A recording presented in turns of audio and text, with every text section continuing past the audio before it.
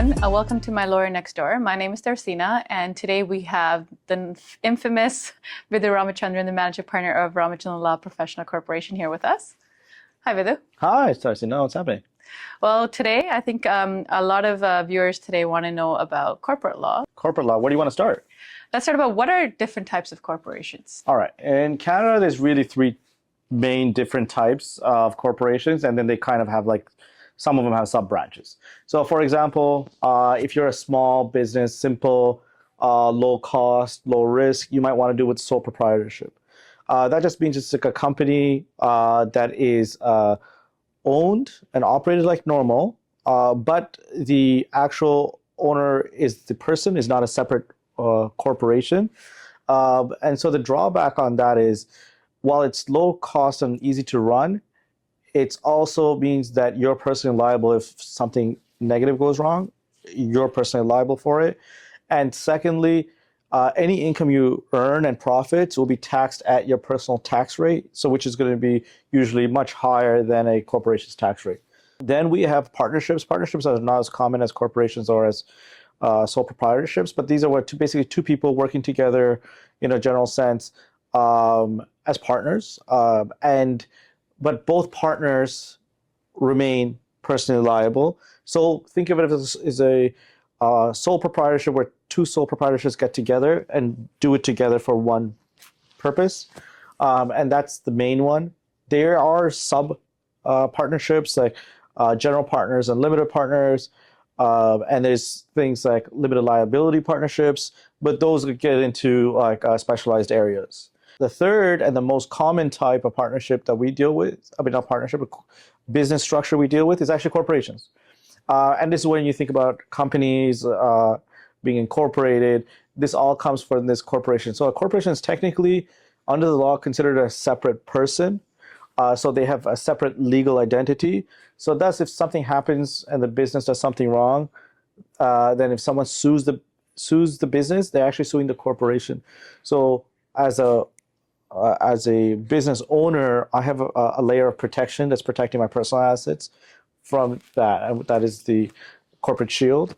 Corporations are relatively simple to do. Open, you just need to be incorporated. You get a corporation number and you're able to operate. Good thing with it is you could really have a good control of your taxes. So if you earn a lot of money in it and you keep it in the business, you pay corporate tax on the profits you make. But you only have to pay personal tax on the monies you take out. So you have this benefit.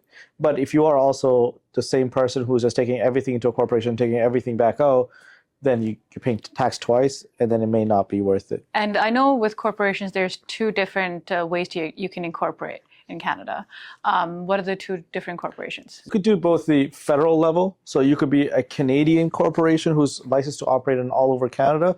Then you will get a provincial license to operate. Or you could just be provincially incorporated and operate mostly within that province.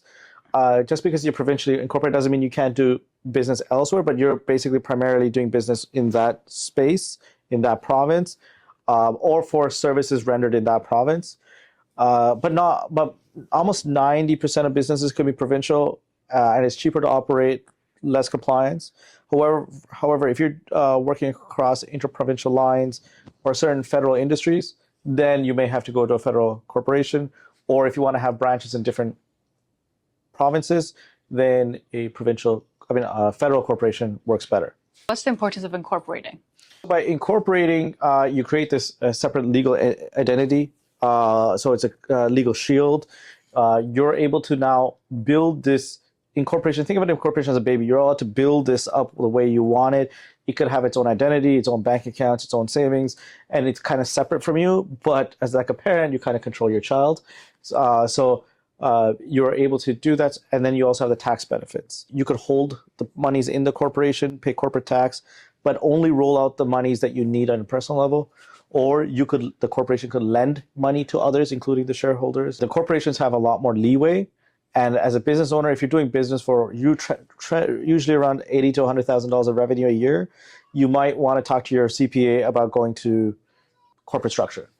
Within Ontario and federal corporations, is there any implications for non-Canadian residents? Both allow, you could be a foreign controlled entity. That means majority of the shareholders or directors are foreign owned. The only caveat with that is you don't get the small business business exemption. So your taxes, if you're showing profits and you're foreign owned, your tax rate is much higher. So there's different ways to structure it. Like if you know you're going to be in startup phase and you're a non-resident and you're just going to be showing losses, well, then there's no real difference. Also, if you're foreign owned, you may have harder time getting access to capital because banks want security that they're going to get paid back on the money that they lend out. But if you're not even permanent here, what's the likelihood of them collecting on their debt, right? So that also creates a challenge for us for these foreign-owned companies. Does your law firm itself do all these incorporations? Yeah, we do it all, and we do the advisory services too. So if you don't know what you want, we could sit down with you and walk you through what is your business plan, where do you see yourself now, where do you see yourself in 3 years, 5 years, 10 years, because it's very easy to set this up when you start, but once you have everything moving and you got to restructure, redo everything, it becomes a nightmare. So what we'll do is we'll engage with you, the client. We'll make sure you engage with an accountant to understand the tax implications, and potentially your immigration professional too, if you're a foreign owned or you have different plans. And then we'll be able to sit down and structure that for you. And then we'll tell you, hey, do this, do this, do this. We think this was the best way. This is why.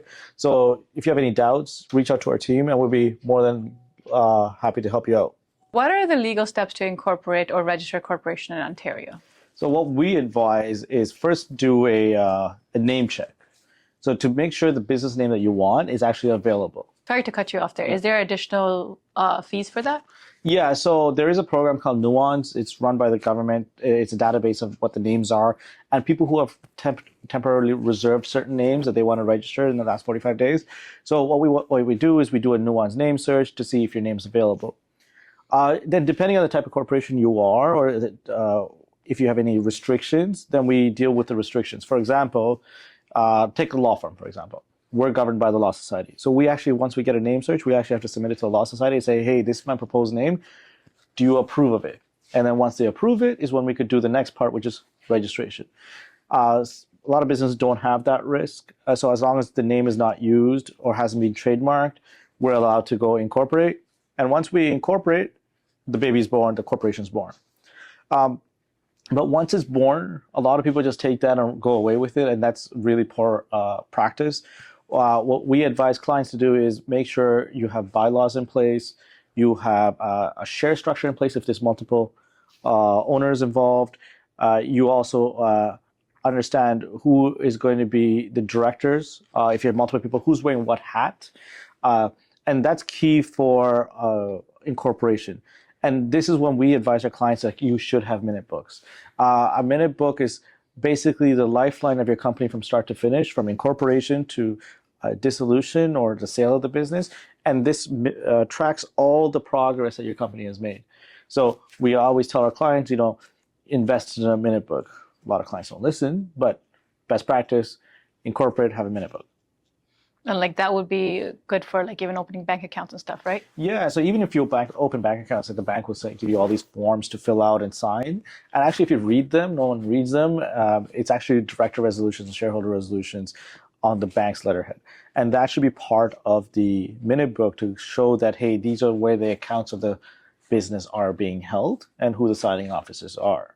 So all of this will be there. For example, if you obtain debt for the corporation, then the papers of the debt should be listed in there. If there's multiple shareholders, it should be listed in there. If shareholders get transferred, it should be listed in there.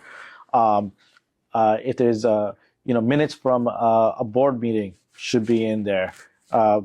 Resolutions of board meeting from resolutions of the directors or the shareholders from these meetings should be in there. So it basically tracks. So if I read your minute book, I know exactly what happened to your entire company from start to finish. Okay. And just scaling it back there, you were talking about shareholders. So is that a part of the incorporation, or is a shareholder agreement completely different what corporations have to do? Yeah, it's an additional step, but it's a necessary step. So if it's just one director by itself, a shareholder agreement is not necessary. Um, but once you have more than one person, you definitely want a shareholder agreement. Most people or some people don't like to do a shareholder agreement because it takes a few weeks and a few uncomfortable conversations, and two, some companies don't want to spend on it. But if you're going into business and you expect your business to be something valuable, you need to spend that extra money to protect it. Because at the beginning, everyone is in a happy place. There's no conflict. So everyone's willing to have discussions about unsavory topics. For example, what happens if one of the directors dies? What happens if one wants to buy the other person out? Or what happens if one person goes bankrupt? Because life happens, and we don't want that to affect the company, and we don't need to make decisions when everyone's in a position of conflict because no one's going to agree. So you want to have these conversations now, and this also apportions risk to the appropriate party. So shareholder agreements are crucial, and it also sets out how your share structures are.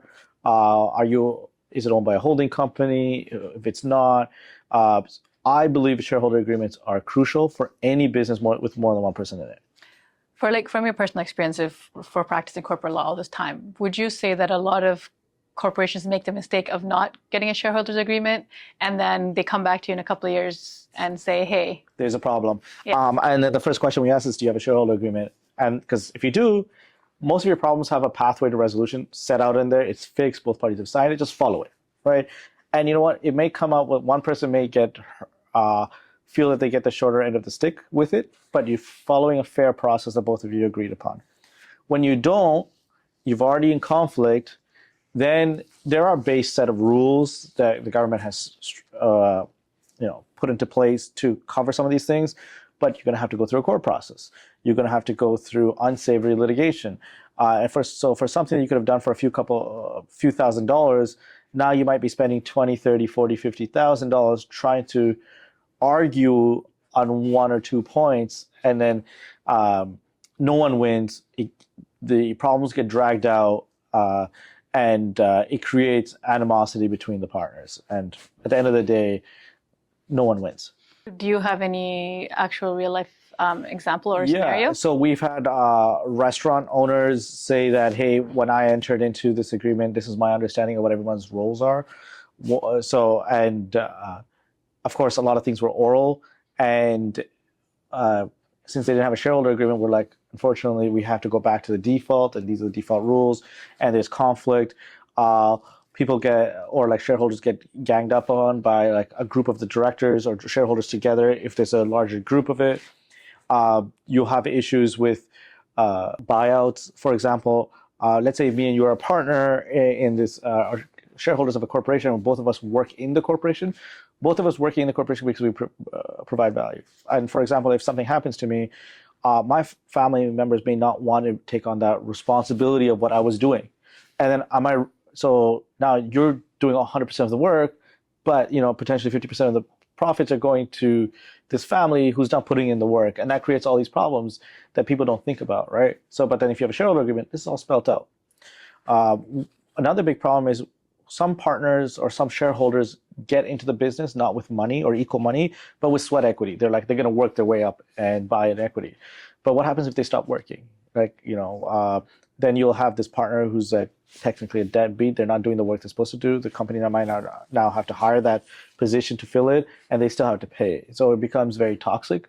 So a lot of industries, all the same problem, and it all stems from poor advice at the beginning or clients who don't want to spend the money. And I tell my clients, if you want to run a business and you don't want to spend a few $1,000s shareholder agreement, I don't think you should go into business. Agreed. So that's your advice to everybody who wants to incorporate here. Yeah. And especially if you want to go with partners, make sure you have an agreement. If you can't afford the agreement, you're not ready to go into business. But you do civil litigation too, right? You can help them there. Yes. So we do civil litigation. So we don't want you to be our client there, especially if we help to incorporate you. But sometimes it does end up there. And it's unsavory, it's long, it's nasty, it's contested. But that's civil litigation.